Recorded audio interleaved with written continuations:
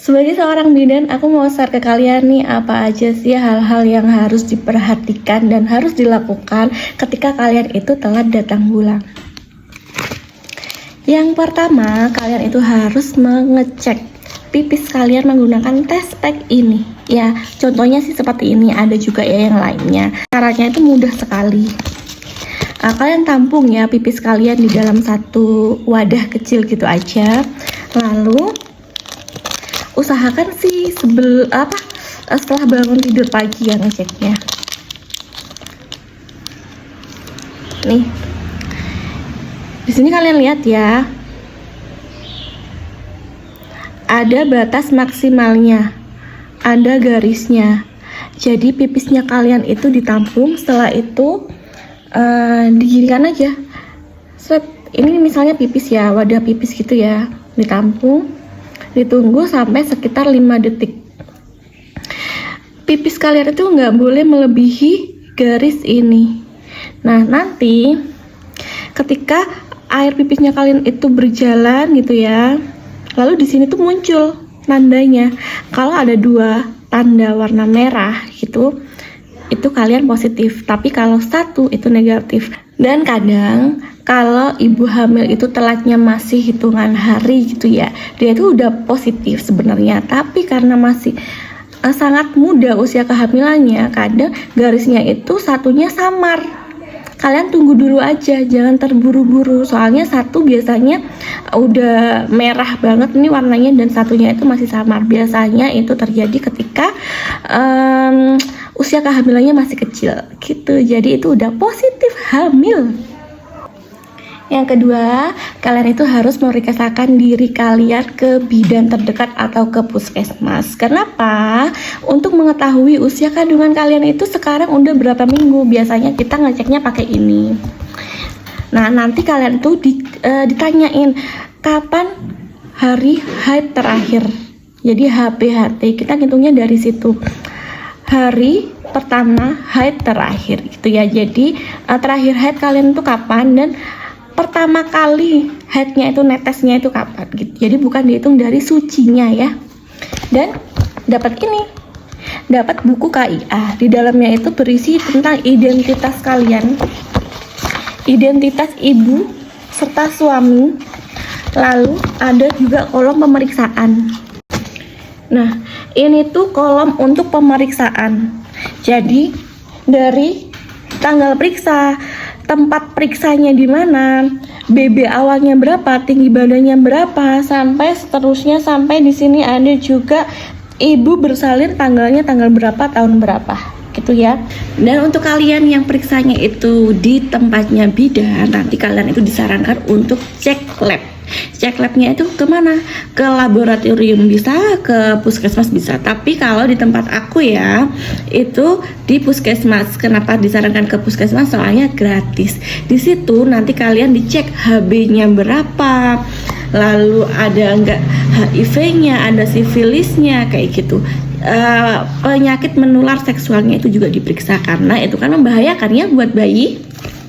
Dan poin yang ketiga adalah ketika kalian udah dinyatakan hamil, alangkah lebih baiknya kalian itu untuk USG. Kenapa harus USG di usia kehamilan muda? Untuk mengetahui ini tuh hamilnya beneran ada isnya janin apa enggak. Biasanya kalau di awal kehamilan itu hanya kantung rahimnya yang membesar, tapi kadang dalamnya itu kopong gitu loh, gitu ya. Itu yang kita sebut biasanya dengan BO atau blood ovum. Di situ tuh ada kandung kehamilannya membesar tapi dalamnya kosong. Biasanya itu tuh nggak berkembang dan lalu perdarahan. Itu kenapa harus USG ya, untuk mengetahui itu. Untuk melihat juga hasil konsepsinya ini udah bener nggak sih tertanamnya di rahim kita, atau biasanya kan ada yang di tuba gitu ya, yang menyebabkan kehamilan ektopik seperti itu. Itu harusnya memang di USG, karena kita bidan kalau pemeriksaan manual biasa itu kita nggak terdeteksi gitu. Lalu yang keempat yang kalian harus perhatikan ketika kalian udah didiagnosa hamil gitu ya, harus jaga pola makan, istirahat yang cukup.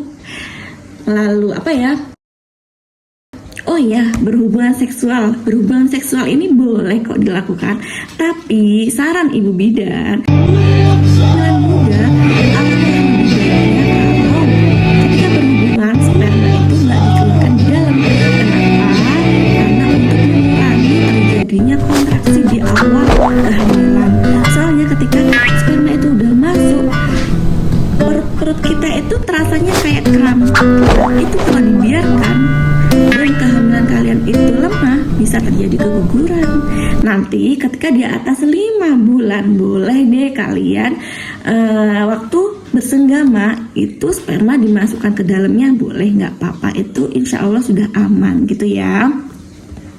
Next ya, poin selanjutnya itu harus diingat, kalian harus mengkonsumsi vitamin hamil apapun itu. Tapi kalau di awal kehamilan biasanya ibu bidan itu ngasihnya asam folat sama kalsium. Nanti ketika tunjuan ulang lagi dikasihnya tambah darah gitu ya. Kenapa di asam folat itu di awal? Untuk mencegah atau mengurangi terjadinya cacat pada janin. Dia itu fungsinya untuk membantu pembelahan sel pada janin. Itu fungsinya asam folat. Yang kedua kalsium. Kenapa dikasih kalsium? Untuk memenuhi kebutuhan kalsium pada janin, agar si janin ini nantinya nggak mengambil cadangan kalsium pada diri kita gitu.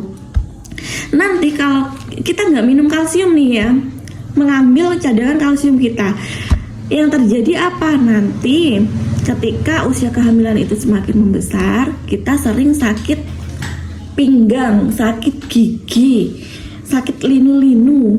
Ya soalnya itu cadangan kalsium kita diambil oleh si janin. Nah, untuk lebih baiknya kita mengkonsumsi kalsium aja ya, daripada kita kebanyakan keluhan nantinya. Yang selanjutnya, ibu hamil itu wajib mengkonsumsi tablet tambah darah. Untuk apa ya? Untuk mencegah anemia, untuk mencegah nantinya ketika persalinan itu terjadi perdarahan. Kalian yang saat ini sedang hamil, dijaga baik-baik ya kehamilannya. Nanti kalau misalnya kalian mau konsultasi sama aku, boleh banget komen aja di bawah ini ya. Jangan lupa follow dan share video ini. Dadah.